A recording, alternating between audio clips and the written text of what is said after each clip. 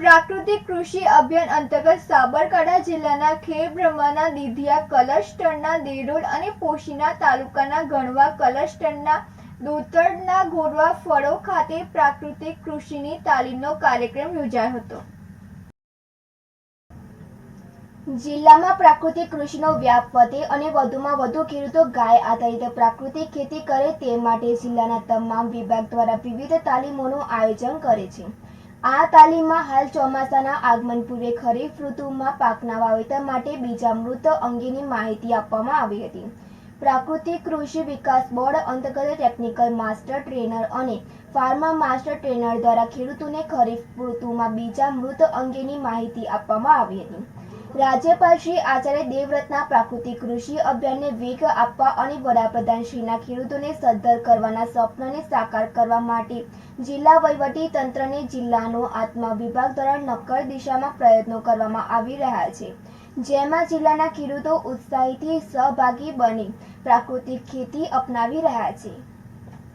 માહિતી બ્યુરો સાથે Tanisha Parmar, city news, Khedbrahma. Bhabhar શહેરની સરસ્વતી પાર્ક સોસાયટીના મકાનમાં 10 લાખ કેશ, 2 લાખનું સોનું સહિત અંદાજે 12 લાખની ચોરી થઈ હોવાનો મામલો સામે આવ્યો હતો। બનાસકાંઠા જિલ્લાના ભાભર શહેરની સરસ્વતી પાર્ક સોસાયટીના મકાનમાંથી ચોરીની ઘટના બની હતી, જેમાં સરસ્વતી પાર્કના મકાનમાં 10 લાખ કેશ, 2 લાખનું સોનું સહિત અંદાજે 12 લાખની ચોરી થઈ હતી, જેમાં દિનેશભાઈ સુથારનો પરિવાર છત પર સૂતો હતો। તે દરમિયાન મકાનની પાછળથી તસ્કરોએ ચોરીને અંજામ આપ્યો હતો અને કેશ વધુ હોવાથી થેલો સાથે રાખીને છત પર સૂતા હતા। ચોર છત પર ચડીને 10 લાખનો થેલો લઈને છૂમંતર થઈ ગયો હતો। જોકે થેલામાં મકાનની ચાવી હોવાથી મકાન ખોલીને અંદાજે 30 ગ્રામ સોનાની લગડી ચોરી કરી હતી અને 4.50 લાખ પાક ધિરાણના માર્કેટમાં પાક વેચીને 5.50 લાખ લાવીને રાખેલા હતા। ત્યારબાદ ઘટનાની જાણ ભાભર પોલીસને કરવામાં આવી હતી। ગિરીશ જોશી સાથે નંદિની જોશી, સિટી ન્યૂઝ, ભાભર। મારે ઘેર ઉપર થેલો લઈને હું કેશ નીચે બંધ કરીને ઉપર ઊંઘવા ગયો, તે કેશ લઈને ગયો હતો। કેશ આ જોયો તો થેલો મળ્યો નહીં, એટલે મેં આમ જોયું તો મને 4:30 હું જાગી ગયો, થેલો કેમ નથી દેખાતો, એટલે મને શક પડી। મેં તરત નીચે આવ્યો તો ચાવીથી લોક ખોલેલું, દરવાજા ખુલ્લા પડ્યા હતા ઘેર, એટલે હું પોલીસ સ્ટેશન ફરિયાદ કરાવી। કેટલી રકમ ગઈ? 10 લાખ રૂપિયાને 2 લાખનું સોનું, 12 લાખ। પોલીસને જાણ કરી? પોલીસને જાણ કરી હતી। શું કીધું પોલીસ? પોલીસે હાલ કીધું કે પ્રૂફ લાવી દો, હું ફરિયાદ લઈ લઉં। સાબરકાંઠા જિલ્લાના ઈડર તાલુકાના ખેડૂત મિત્રો ત્રિદિવસીય તાલીમમાં સહભાગી થયા હતા। સાબરકાંઠા જિલ્લામાં આત્મા યોજના અંતર્ગત ગુજરાત પ્રાકૃતિક કૃષિ વિકાસ બોર્ડ અંતર્ગત પ્રમુખ સ્વામી પ્રાકૃતિક કૃષિ પ્રશિક્ષણ કેન્દ્ર સારંગપુર ખાતે શરૂ થયેલ સાબરકાંઠા જિલ્લાના તમામ તાલુકાની રાજ્યની અંદરની ત્રિદિવસીય તાલીમમાં ઈડર તાલુકાની દ્વિતીય બેન્ચે તારીખ 13 થી 15 જૂન 2024 દરમિયાન ત્રિદિવસીય તાલીમ મેળવી હતી, જ્યાં ખેડૂતોને પ્રાકૃતિક ખેતીના તમામ આયામોની પ્રેક્ટિકલ સાથેની માહિતી પૂરી પાડવામાં આવી હતી। આ તાલીમના છેલ્લા દિવસે પ્રાકૃતિક ખેતી ઉપર પ્રશ્નોત્તરી, તાલીમ મૂલ્યાંકન અને ખેડૂતોના અભિપ્રાયો સાથે સુખદ રીતે તાલીમ પૂર્ણ કરવામાં આવી હતી। તાલીમમાં હાજર રહેલા તમામ ખેડૂત મિત્રોએ સાધુ બ્રહ્મચિતન દાસ સ્વામીજીને ચાલુ ખરીફ ઋતુમાં પોતાના ખેતરના નાના એવા ભાગથી પ્રાકૃતિક ખેતીની શરૂઆત કરવાની બાહેધરી આપી હતી।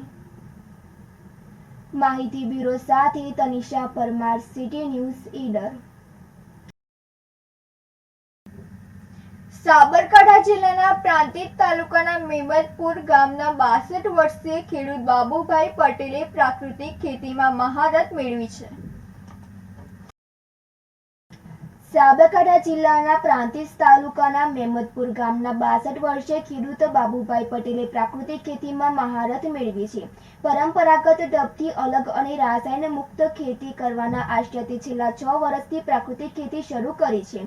તેઓ રાજ્યપાલ શ્રી આચાર્ય દેવવ્રત દ્વારા શરૂ કરાયેલી પ્રાકૃતિક ખેતીની ઝુંબેશથી પ્રેરાઈને ગાય આધારિત ખેતી પર તેમણે ભાર મૂક્યો આ ઉપરાંત તેમણે અન્ય ખેડૂત મિત્રો સાથે હરિયાણા ખાતે આવેલા રાજ્યપાલશ્રીના પ્રાકૃતિક ફાર્મની મુલાકાત લઈ માર્ગદર્શન મેળવ્યું હતું. બાબુભાઈએ જણાવ્યું કે 6 વીઘા જમીનમાં સંપૂર્ણ પ્રાકૃતિક ઢબે ખેતી કરી રહ્યા છે, જેમાં તેઓ ઘઉં, ડાંગર, મગફળી તેમજ શાકભાજીમાં દૂધી અને ફળાઉ પાક જામફળ, ટેટી સહિતના પાકોનું રસાયણ મુક્ત વાવેતર અને ઉછેર કરે છે.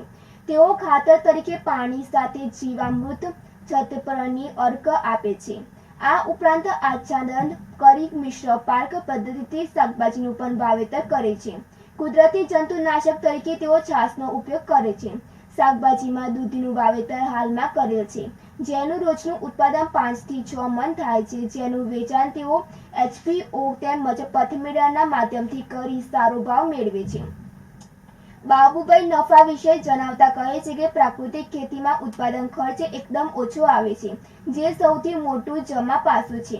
મુખ્ય પાક તરીકે હું ઘઉં તેમજ ડાંગરનું વાવેતર કરું છું, જેમાં ગત વર્ષે પોણા વીઘામાં ઘઉંનું 42 મણથી વધુનો ઉતારો આવ્યો છે. હાલમાં તેઓ 2.5 વીઘા જમીનમાં જામફળ, પોણા વીઘા જમીનમાં દૂધીની ખેતી કરી છે, તેમજ ડાંગર અને ધરુનું વાવેતર કર્યું છે. આમ પ્રાકૃતિક ખેતી કરવાથી આર્થિક ઉપાર્જનની સાથોસાથ લોકોની તંદુરસ્તી જળવાય છે. સાથે રાસાયણિક ખાતર દ્વારા જમીન અને પર્યાવરણને થતું નુકસાન ઓછું કરી જમીનનો ઓર્ગેનિક કાર્બન વધારી જગતના તાત તરીકેની પોતાની ફરજ નિષ્ઠાપૂર્વક પૂરી શકાય છે. માહિતી બ્યુરો સાથે તનિષા પરમાર, સિટી ન્યૂઝ, પ્રાંતિજ. ઈડર શહેરના છાપી પાસે પથ્થર ભરેલી આઈવા ટ્રક નદીમાં ખાબકતા એકનું મોત નીપજ્યું હતું. સાબરકાંઠા જિલ્લાના ઈડર તાલુકાના છાપી પાસે અકસ્માતની ઘટના બની હતી, જેમાં છાપી પાસે પથ્થર ભરેલી આઈવા ટ્રક નદીમાં ખાબકતા એકનું મોત નીપજ્યું હતું, જેમાં આઈવા ટ્રકના ચાલકને વહેલી સવારે ઝોકું આવતા ટ્રક રેલિંગ તોડીને નદીમાં ખાબકી હતી. રાજસ્થાનથી આઈવા ટ્રક પથ્થર ભરીને વલાસણ તરફ જઈ રહી હતી અને આઈવા ટ્રક નદીમાં ખાબકતા ટ્રકના ક્લીનરનું ઘટના સ્થળે મોત નીપજ્યું હતું.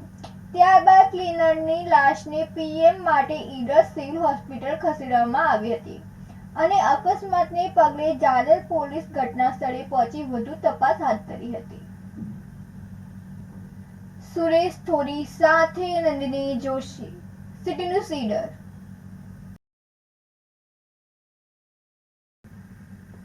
ગુજરાતનું એકમાત્ર ભગવાન બ્રહ્માજીનું એક જ મંદિર છે અને એ પણ માત્ર સાબરકાંઠા જિલ્લાના ખેડબ્રહ્મામાં સતયુગના સમયથી અસ્તિત્વમાં છે.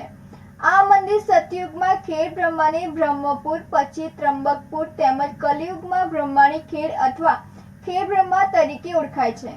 આ શહેરનો જોઈએ ખેડબ્રહ્માના બ્રહ્માજી મંદિરનો અનોખો ઇતિહાસ. સાબરકાંઠા જિલ્લામાં આવેલું ગુજરાતનું એકમાત્ર સૃષ્ટિના સર્જનહાર એવા બ્રહ્માજીનું મંદિર. પુરાણોની એક લોકવાયકા મુજબ શિવ પાર્વતીજીના લગ્ન સમયે બ્રહ્માજી હાજર હતા અને પાર્વતી દેવીના દેવી સ્વરૂપથી પ્રભાવિત થયા હતા. બ્રહ્માના મનમાં નજરદોષ થયો હતો અને તેમને દોષમાંથી મુક્ત કરવા ભગવાન વિષ્ણુને વિનંતી કરી હતી. જ્યારે ભગવાન વિષ્ણુએ બ્રહ્માને કહ્યું કે કાર્યકારણના નિયમોમાં કોઈ મુક્ત નથી તેમજ દોષોમાંથી મુક્ત થવું હોય, ત્યારે બ્રહ્માજીને ઉપાય બતાવ્યું કે પૃથ્વી લોકો ઉપર જંબુદ્વીપ નામના વિસ્તારમાં બ્રહ્મક્ષેત્રી નામે પવિત્ર સ્થળ છે, ત્યાં યજ્ઞ કરી જ્ઞાન સત્રનું આયોજન કરો, નગરનું પુનઃ નિર્માણ કરો. ત્યારે બ્રહ્માએ વિષ્ણુ ભગવાને બતાવેલ ઉપાયનો અમલ કર્યો અને યજ્ઞ બાદ જ્ઞાન સત્ર થકી પુનઃ રચના માટે પવિત્ર ભૂમિને સોનાના હળથી ખેડી અને બ્રહ્માએ ખેડેલી જમીનના પગલે બ્રહ્માની ખેડ નામ પડ્યું. સાથોસાથ વિશ્વકર્માએ આ નગરીને પુનઃ રચના કરી. ખેડબ્રહ્મા પૌરાણિક નગર છે અને તેના અસ્તિત્વ આજે પણ આ ભૂમિમાંથી મળી આવે છે. તેમજ ખેડબ્રહ્મા માતાજી મંદિરમાં મહિષાસુર તથા બ્રહ્માણીની મૂર્તિઓ સહિત ભૃગુ ઋષિમાં આવેલા શિલાલેખમાં તેનું લખાણ પણ મળી આવેલ છે. ખેડબ્રહ્મામાં વિવિધ લિપિ અનુસાર જોવામાં આવે તો 3000 વર્ષ પૂર્વેની આ નગરી પ્રાથમિક તબક્કે ધ્યાનમાં આવે છે. ખેડબ્રહ્મામાં આવેલું બ્રહ્માજી મંદિર અતિ પ્રાચીન મંદિર છે. મંદિરમાં ભગવાન બ્રહ્માજી, સાવિત્રી માતા અને ગાયત્રી માતાની 3 મૂર્તિઓ બિરાજમાન છે અને બ્રહ્માજી આ ભૂમિ પર જે સ્વયં એમને લાગેલા એક દોષનો યજ્ઞ કરેલો એ હિસાબે આ ભૂમિ ઉપર જે ગામ વસ્યું એનું નામ પણ બ્રહ્માની ખેડ જૂનું નામ હતું. ત્યાર પછી કાળક્રમે શબ્દો ઉલટસુલટ કરીને ખેડમાં બનાવ્યું.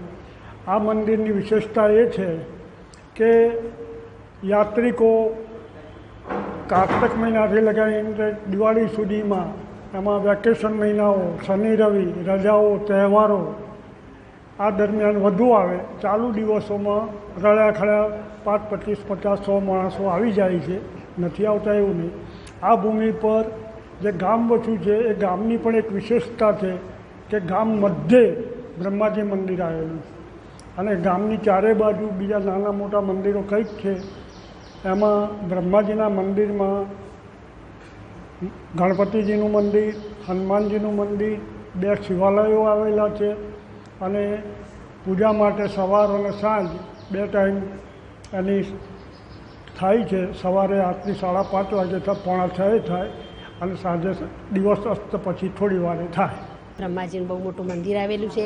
લોકો શ્રદ્ધાથી સરસ દર્શન કરવા આવે છે. બાજુમાં વાવ પણ આવેલી છે અને અહીંયા બાજુમાં ગાયત્રી અને સાવિત્રીનું મંદિર છે. બીજું ગણપતિ બાપાનું છે, એક હનુમાનજીનું મંદિર છે અને દૂર દૂરથી લોકો દર્શન કરવા આવે છે. અમે પણ આવીએ છીએ સવારે અને સરસ લોકો દર્શન પણ કરે છે અને બહુ શ્રદ્ધા છે અને બધાની માનતાઓ પણ પૂરી થાય છે.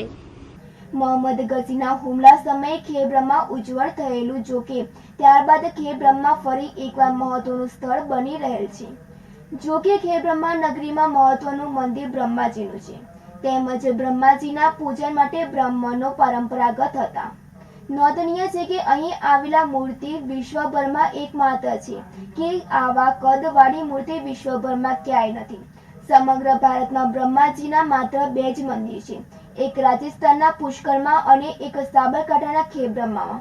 અહીં ભક્તો આવીને પોતાની મનોકામના પૂર્ણ કરે છે તો દરરોજ સવાર સાંજ ભક્તો બ્રહ્માજીના દર્શન માટે ઉમટી પડે છે. પ્રથમ દર્શન બાદ જ પોતાનું દરરોજનું કામ કરે છે. સામાન્ય રીતે કોઈ પણ મંદિરની બાંધણી તેમજ બનાવટ મોટે ભાગે એક સરખી હોય છે. જો કે ખેબ્રહ્માના બ્રહ્માજીનું મંદિર વિશિષ્ટ આકારે તેની બાંધણી અને બનાવટ છે. લોકો માટે તેમજ કેટલાય શ્રદ્ધાળુઓ માટે આ મંદિર આસ્થાનું કેન્દ્ર બની રહ્યું છે. આસપાસના વિસ્તાર સહિત રાજસ્થાનના, મહારાષ્ટ્ર તેમજ અન્ય રાજ્યોમાંથી પણ લોકો આ મંદિરના દર્શનાર્થે વિશેષ સમય આપી રહ્યા છે. મોટાભાગે ભગવાન બ્રહ્માજીનું સમગ્ર ગુજરાતમાં એક જ મંદિર હોવાના પગલે લોકો વિશેષ શ્રદ્ધા થકી દર્શનાર્થે આવે છે. સામાન્ય રીતે આ મંદિરે પ્રતિ દિવસે 100 થી લઈને 200 જેટલા લોકો નિયમિત રૂપે સવાર સાંજ દર્શન કરી રહ્યા છે. તેમજ લોકોની શ્રદ્ધા અને વિશ્વાસ આજે પણ ટકી રહેલો છે. જે લોકો ગુજરાત સહિત અન્ય રાજ્યમાંથી દર્શનાર્થે આવે છે તે ખાસ કરીને ભગવાન બ્રહ્માજીના મંદિરે વિશેષ દર્શન કરે છે.